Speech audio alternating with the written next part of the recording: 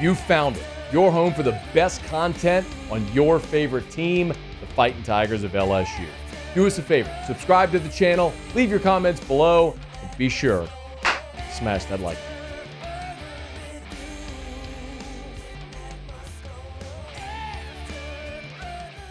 LSU is going to be in Tiger Stadium on Saturday for the spring game.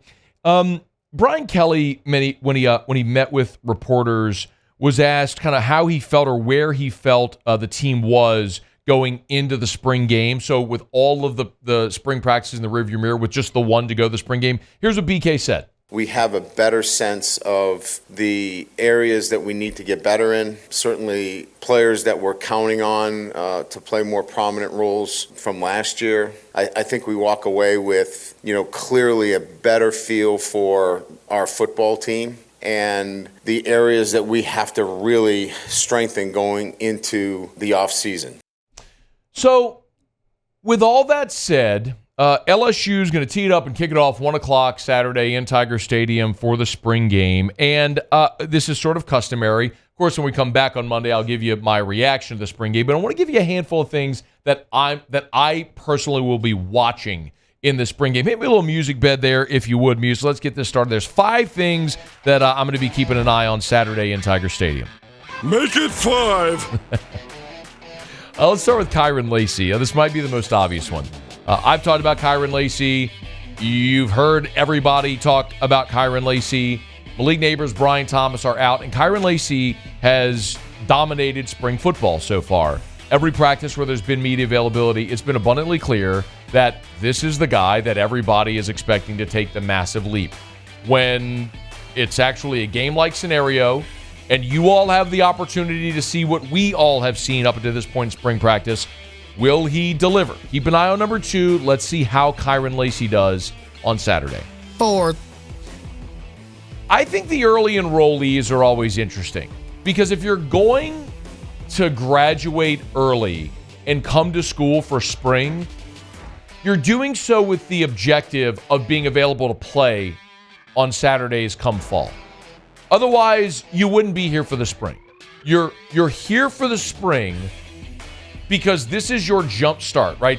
This is you getting your sea legs. You show up like a baby giraffe. Well, by the time spring's done, you've had a semester, then you go into the summer. By the time fall's here, you don't feel like you're just showing up and you're swimming. You've already been through some of that to prepare yourself to play. So yeah, I'm going to be really interested to see PJ Woodland and Deshaun McBride in the secondary. Earlier this week, we got to see Gabe Relaford win some really significant reps against Tyree Adams at defensive end. Cohen Eccles, early enrollee, true freshman, is your number 2 center. Like, he is your backup center right now. If something, God forbid, were to happen at the center spot, you got a true freshman early enrollee as your starter. So yeah, watching these early enrollees, I think that's a huge, huge part of what I'm going to be looking for on Saturday.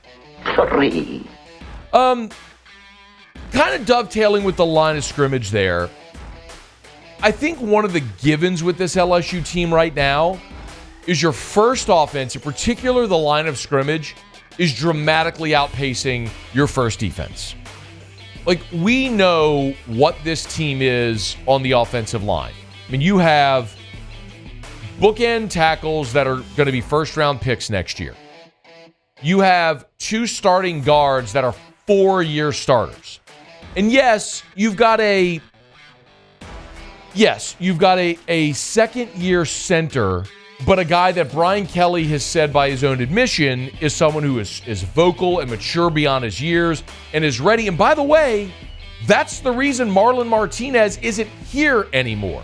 So I know the first offensive line is dramatically better than your first defensive line right now, but something I noticed last Saturday was when the 2s went out there, LSU's second unit had the upper hand. When we looked at that second unit on the defensive line with Sean Washington and guys like Deshaun Womack and Parrish Shand, they really won the day against the second offensive line. You know, Tyree Adams and Bordelon as your tackles. I mentioned Cohen Eccles as a center. You've got like Paul Mabenga out there. Some young guys developing, because I think what that shows you is your young talent on the defensive line is coming. Like, it's there, it's just young. And I think that bodes really well for the future. So let's keep an eye on that second unit on the line of scrimmage. Number 2. How about QB2? It's Garrett Nussmeier's team. Nobody's going to debate that.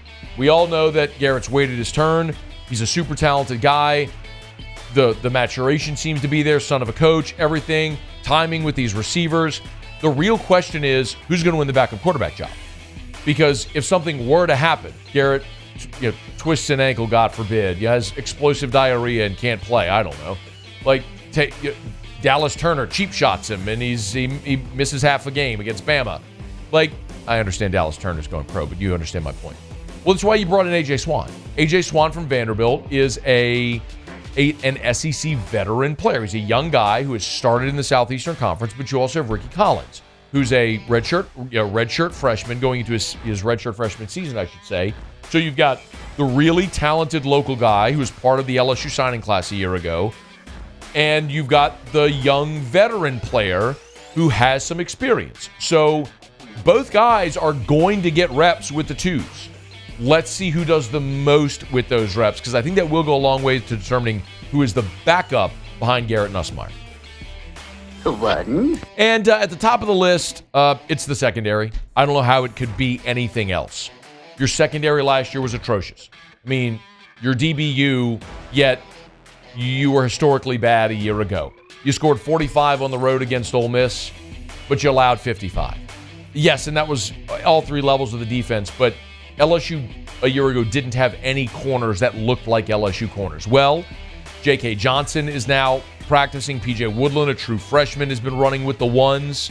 I think there's reason for optimism around a guy like Sage Ryan, who's a former 5-star, but his entire career he's only played nickel and boundary corner. Well, Sage Ryan's a safety. Let's see how he looks at safety. Major Burns. Brian Kelly said earlier this week he was sloppy in coverage at times a year ago. You moved him to the star spot. Let's see how that looks. Now, I think it's also fair to say that there may not be a single guy in the secondary today that has a job locked down. I don't know that I could definitively say that anybody in LSU secondary right now is a 100% starter against USC. Now, I think Major Burns will start at star. I think that you'll have Jordan Gilbert and Sage Ryan as your safeties, and the cornerback positions feel completely wide open.